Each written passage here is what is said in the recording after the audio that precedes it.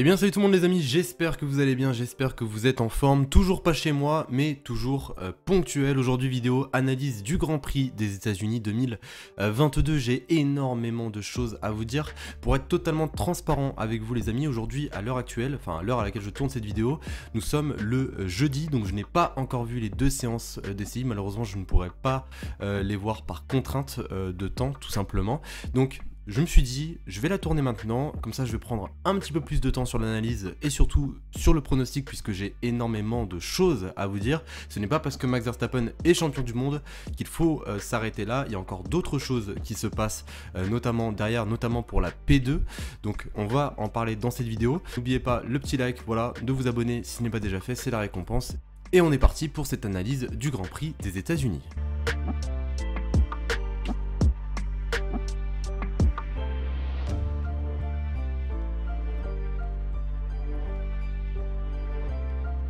Alors les amis, on va commencer tranquillement par les caractéristiques de ce circuit. Alors déjà, on va commencer par le programme. Alors pour la journée du samedi, eh bien les essais libres 3 se dérouleront à 21 h. La qualification, quant à elle, se déroulera à minuit. La course commencera à 21 h.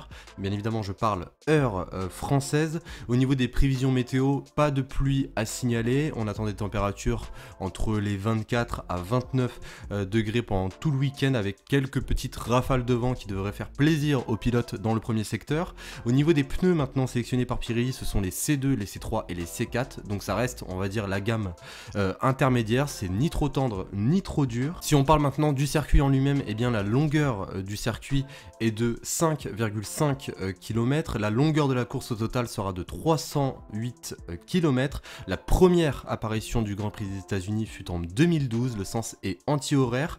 Le nombre de tours ce dimanche sera de 56 tours avec 2 zones de DRS. Le nombre de virages est de 20 virages, 11 à gauche, 9 à droite. La pole position se situe à la droite du circuit et la distance entre la pole et le premier freinage est d'environ 240 mètres.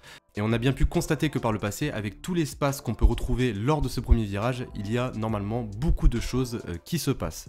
Alors les amis, maintenant on est parti pour mon analyse et surtout mon pronostic, et je vous invite, voilà, comme d'habitude, à me laisser le vôtre dans les commentaires. Alors déjà, première chose à savoir les amis, on a encore une bataille qui est en cours, voilà, lors de cette saison. Je vois beaucoup de personnes dire, oui, voilà, le championnat il est plié, Max Verstappen est devenu, encore une fois, champion du monde, voilà, donc c'est mort, ça sert plus à rien de regarder. Mais non, exactement, il y a encore d'autres batailles qui peuvent se jouer, et c'est vraiment là où on va pouvoir faire du calcul, vraiment, je vous le dis, puisque avec Max Verstappen, il a tellement été exceptionnel cette saison qu'on n'avait pratiquement rien à calculer. On savait au fur et à mesure du temps que ça allait être lui le champion du monde. Mais là aujourd'hui, qui va devenir vice-champion du monde? Aujourd'hui, on a Sergio Pérez qui a 253 points, Charles Leclerc 252, George Russell 207 et Carlos Sainz 202. Ces 4 pilotes sont encore en lice pour devenir vice-champion et ça, il ne faut surtout pas l'oublier. D'ailleurs, en parlant de championnat, Red Bull peuvent également se faire titrer dès le Grand Prix des États-Unis si les deux pilotes font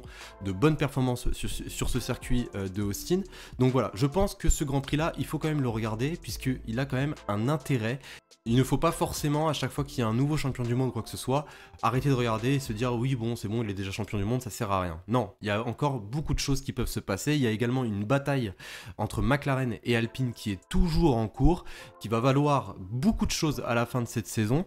Donc voilà, regardez ce Grand Prix, c'est vraiment le meilleur conseil que je puisse vous donner. Donc en ayant dit tout ça les amis, maintenant je peux vous donner mon pronostic. Petite particularité, je vais pas vous le donner comme d'habitude du premier jusqu'au troisième. Là cette fois-ci je vais vous le donner à l'inverse, du troisième jusqu'au vainqueur tout simplement. Je trouve que ça rajoute peut-être un petit peu plus de suspense, donc voilà. Alors pour moi le favori lors de ce Grand Prix des États-Unis, pour moi ça reste Max Verstappen. Voilà les amis, je vous le dis très clairement, je vais pas vous mentir, pour moi ça reste Max Verstappen, il est en train de survoler cette saison.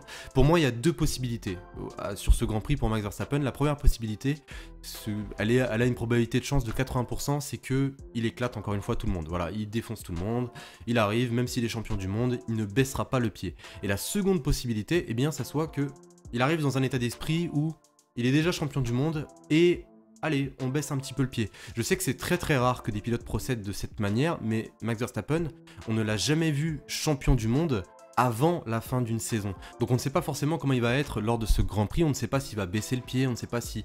Bon, moi personnellement je pense, hein, voilà, je pense qu'en compétiteur, et même je pense qu'il a envie aussi peut-être d'aller chercher des records, comme par exemple le record du nombre de victoires en une saison, peut-être que c'est son objectif, je pense qu'il ne baissera pas du tout le pied et qu'il va y aller le mec, il va y aller. Mais quand même, je n'ai pas envie de le mettre vainqueur, je sais pas, dans ma tête, dans mon esprit, je m'attends potentiellement à une surprise. Donc c'est pour ça qu'en troisième position, je vais mettre Sergio Pérez.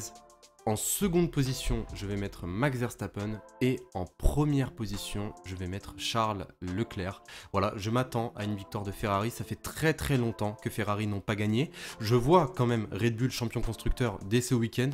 Donc voilà, c'est pour ça que je mets les deux Red Bull derrière. Mais je ne sais pas, peut-être qu'il y a quelque chose qui peut se passer lors de ce Grand Prix. Je ne sais pas si par exemple la Ferrari arrive à un petit peu mieux gérer ses pneus. Ou arrive peut-être à faire mieux sur la stratégie. Peut-être même sacrifier voilà, Carlos Sainz pour Charles Leclerc. Donc voilà, ça ne m'étonnerait pas du tout. Donc voilà, mon podium, Charles Leclerc vainqueur, Max Verstappen deuxième, Sergio Pérez troisième. Voilà les amis, n'oubliez pas de me donner le vôtre dans les commentaires. Et sur ce les amis, je vous souhaite une excellente journée, une excellente soirée, passez un très très bon week-end. On se retrouve dimanche dans la nuit. Et sur ce, je vous dis à dimanche. Salut tout le monde.